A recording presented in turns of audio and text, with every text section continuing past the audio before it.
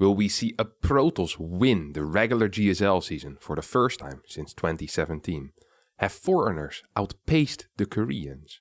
And what do the chimpanzee named Gua and a boy named Donald have in common? Find out the answer to all of these questions in today's episode of Starcraft Today. Starcraft Today. Your favorite Starcraft news show. Last week saw the King of Battles 3 being played, and although Wikipedia called it a major, it sure felt like a premier event with the insane amount of high-level players that it had. Starting already in Group A, we saw the clash for the first place between Maru and Raynor. First game opened up in a somewhat unconventional way, Raynor opting to go for a quick 2-base muta play, perhaps expecting some type of early battlecruiser opener out of Maru. However, that was not quite the case, as Maru opened up with a very standard CCC Viking Liberator opener. Luckily for Raynor, he managed to find some damage with the mutas and made the game a little bit more even.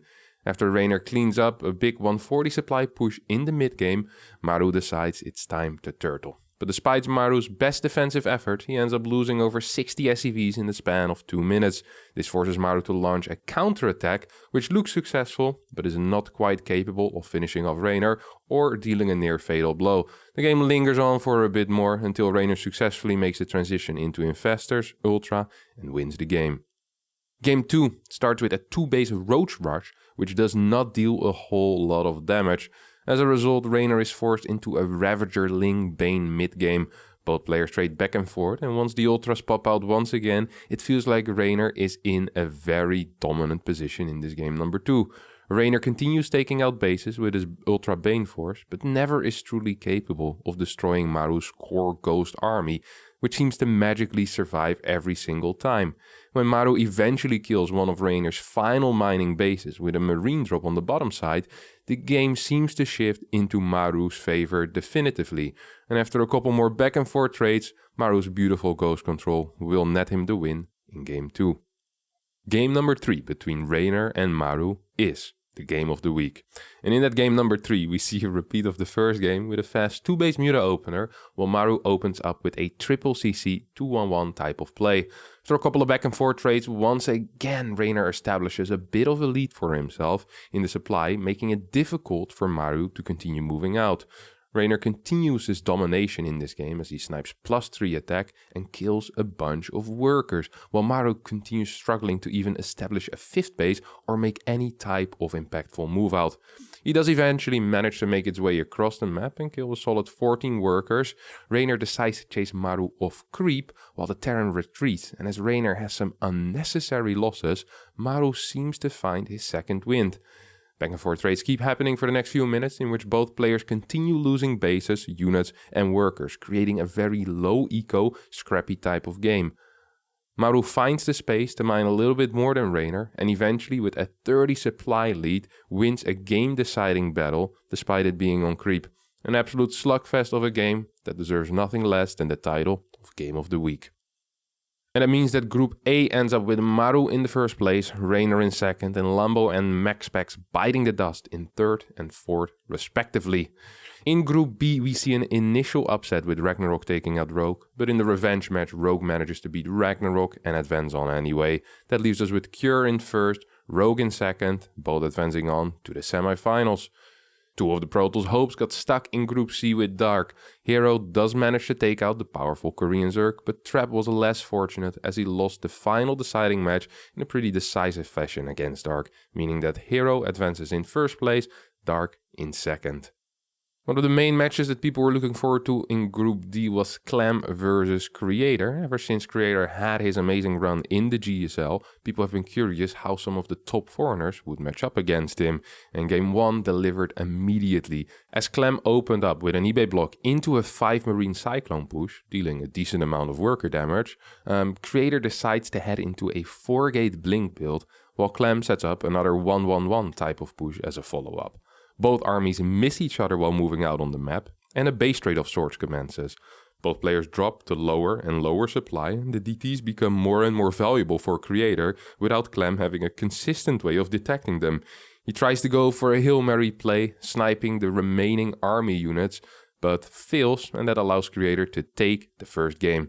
Over on Glittering Ashes, Game 2, Clem switches up the tempo as he opens up with a powerful 4 Hellion drop, killing 20 plus workers. Creator tries to counterattack with DTs, but is not even close to being as successful as we can see in the units lost. With such a huge advantage, Clem decides to attack with his first 2 medevacs, a bunch of bio, and just walks all over Creator, tying up the score. On Hardwire, Clem once again opens up with Hellions, this time only 3 of them, and gets significantly less done. This triggers a counterattack out of Creator, which does manage to kill a fair share of Clem's units, but as the Protoss' transition is rather late and the eco not that far ahead of the Terran, the game actually feels slightly favored for Clem at this point. And honestly, for the second time in a row, Clem just manages to pounce on his lead and with his first major push, well, almost accidentally win the game against the GSL finalist.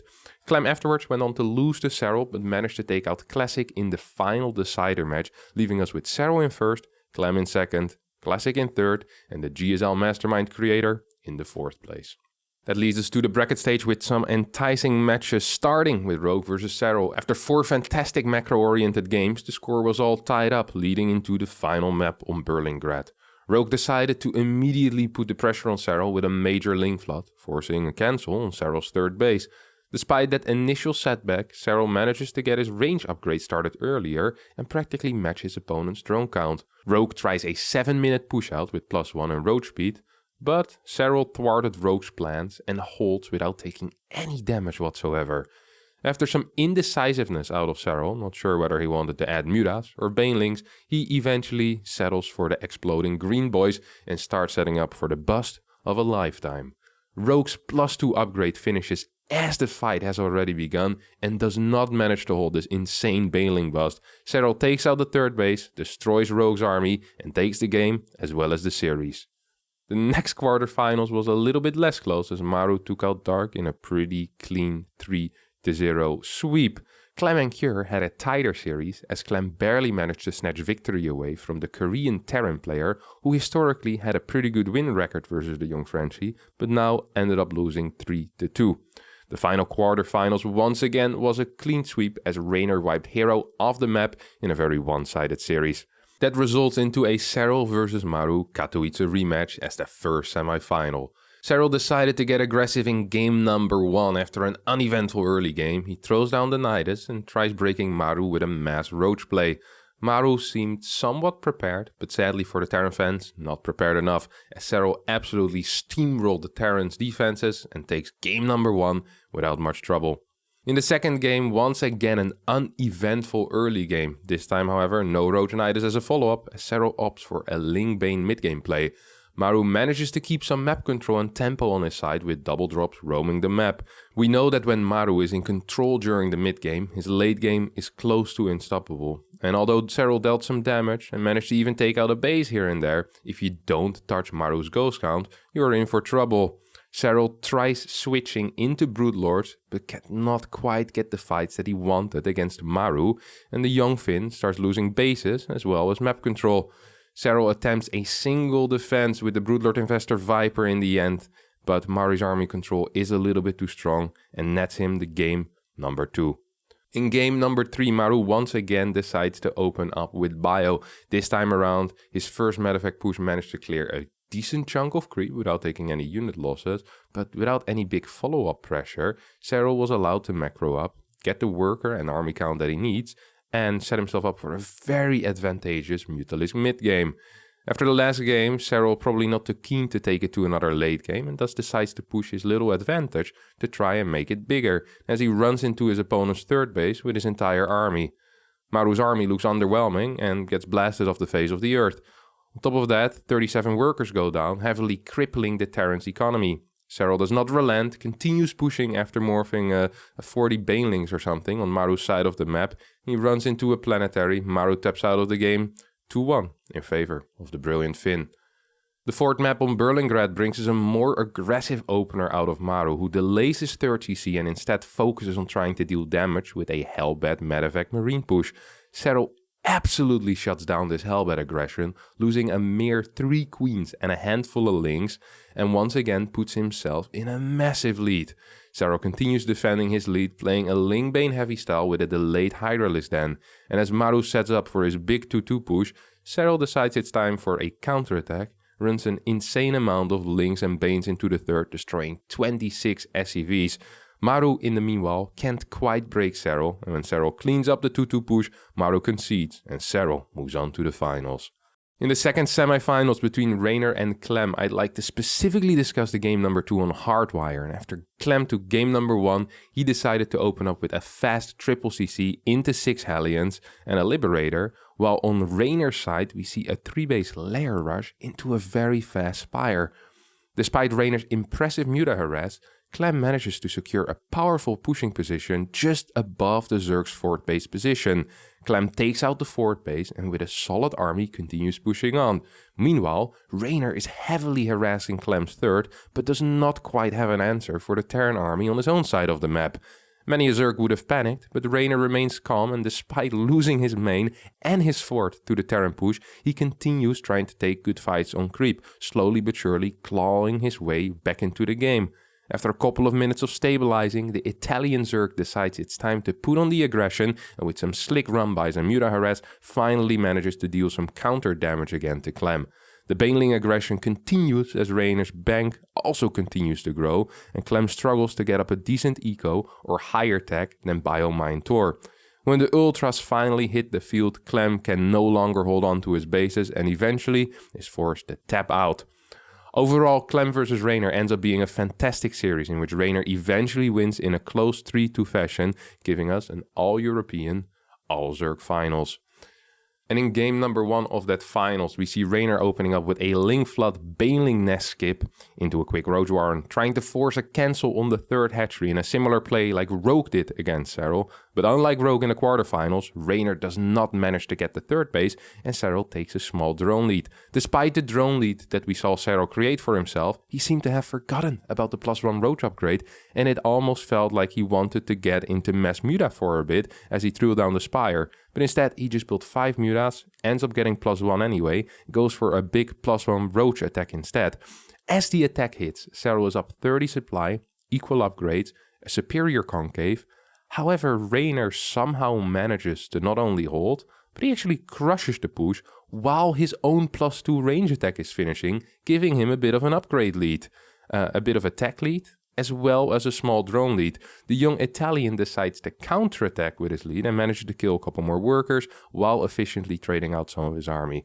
From that moment on, Rainer seems to dominate the map as he continues dictating where the fights happen and when they happen. Eventually, Rainer gets in a good aggressive position at Serral's 5th base while attacking the 4th base at the same time. Serral loses on both fronts and thus loses the game. Rainer managed to carry on the momentum from game number 1 into the next 3 games, and with some beautiful and solid ZVZs, sweeps Serral with a 4-0 score. The only other time that this happened was when Dark swept Serral in the TSL 6 finals, also with a 4-0 score. Huge congrats to Rainer, who finally manages to get revenge for the Intel Extreme Masters Katowice Grand Final. Moving on to the GSL, where we had 2 mirror semi-finals in the past week. Starting with the PvP between Trap and Creator. In game number 1, Creator decides that a proxy 2-gate Zealot build is the way to go. Trap managed to hold without having too many losses and at the same time has a very successful counterattack with 2 Adepts, managing to take out 7 of Creator's workers. Rather than expanding, Trap initially decides that an aggressive follow-up is best, but before his Prism even finishes, he pauses the game as his computer was having some lag issues. This resulted in a 10-minute long PC switch in which the game was paused. When the game returns, Trap manages to get a bit of damage on with his 2 Adepts while expanding, and he starts to set up a bit of a 2-base Immortal attack. As Trap decides to move out for an attempted final blow, Creator shades 2 Adepts into Trap's mineral line and deals a lot of economic damage. This triggers Trap to quickly attack into Creator and clean up his army, winning game number 1. The next 2 games quickly go in favor of Creator in pretty one-sided fashion. Map number 4 on Hardwire starts with a Stargate mirror build, in which Trap accidentally lets 3 Adepts into his main base, which puts a massive strain on his economy. Once the first Oracle of Creator arrives and manages to inflict even more economic damage on Trap, it allows Creator to pull further ahead in the worker count. Trap does eventually manage to deal some counter damage with his own Phoenixes, but he is forced into a Robotech, while Creator gets to play the more mobile Blink Stalkers. From this point on, both players continue building up their armies, with Creator having superior upgrades and a heavy Zealot Charge Archon Blink army, while Trap tries to tech into Disruptors without having any real upgrades.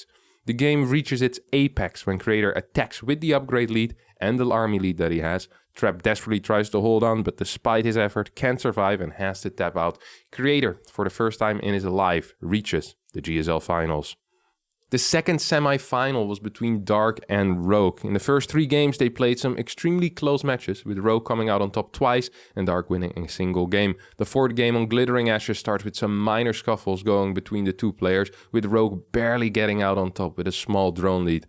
Both players follow this up with a Roachbane +1 Carapace all-in, but Rogue is the first one to realize that both players are trying to all-in one another, and as a result stays home and uses his defender advantage to squash the push. He continues unit production and immediately counterattacks across the map. Dark is ill-prepared and just generally down in supply, cannot hold and is forced to tap out, giving us a Creator versus Rogue finals in the GSL Season 1. And as always, we also had 3 ESL Open Cups this week, starting on Sunday in Korea. We saw Dark trying to take out Hero with some very cheesy plays. After Hero goes up 2-0, Dark manages to tie up the series 2-2 in a final game with a Proxy Hatch build order, followed up by a Ravager Link Bane, is not quite capable of taking out Hero, and thus Hero for the 4th time in a row wins the ESL Open Cup Korea. Over in Europe, MaxPax played Showtime in his best matchup, PvP, and in the final game of the series, already being up 2-0, MaxPax decided to finish it in style. Time for a cannon rush, Showtime did not respond appropriately and ends up dying to an old school MaxPax cannon rush. MaxPax get another EU Cup win without dropping a single map. Ending over in America, we saw a tight TvT finals between Cure and Beyond, in which Beyond just not was quite prepared for Cure's fantastic marine run by in the final game and was forced to tap out, giving Cure the EPT Cup NA win. Congrats to all the winners this week, and that means that we will be moving on to the clip of the week, which is a massive TvT endgame fight between Clem and Cure, followed up by Clem being extremely happy and celebrating together with Mana about how unbelievable that fight truly is. I would actually love to see Clem go and maybe drop a couple auto turrets on top of the production of it's happening! Here we go. Auto turrets, Dorito does everything, is chaotic. We are going to see the Bio Force back, but I think this is favoring Clem massively. He's going to win this air superiority war so hard. The auto turrets are absolutely destroying everything, and Clem takes it. 41 minutes. Mana embracing him in the background. What a beautiful moment. Mana cannot believe his eyes, and neither can I. My God, what a game. Beautiful fight, great to see Clem so happy. Mana celebrating with him in the background as well, of course played from the Team Liquid facility. Now, sadly, that will be the end of this Starcraft today, but not before we answer the question, what do a chimpanzee called Gua and a boy called Donald have in common? Well, first of all, they were both raised by the Kellogg's family. Gua, the chimpanzee, brought into the home at the age of 7.5 months, and together with the son Donald, who was their actual son, who was 10 months old at the time, for 9 months the Kellogg's raised the two as brother and sister and comprehensively recorded the development of the chimpanzee and the human child.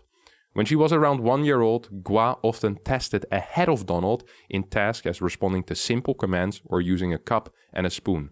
Slight differences in their placement included people recognition. Gua recognized people from their clothes and their smell, while Donald recognized them by their faces. The parting difference came with language. Donald was about 16 months and Gua was a little over a year when they had language testing. Gua could not speak, but Donald could form words. On March 28, 1932, 9 months into the experiment, the Kellogg's officially ended it as Donald began to copy Gua's sounds. So from what I read somewhere else was that the Donald actually started grunting a bunch and making monkey noises rather than speaking. And as they were afraid that it would significantly impact Donald's ability to progress further in life, they stopped the experiment.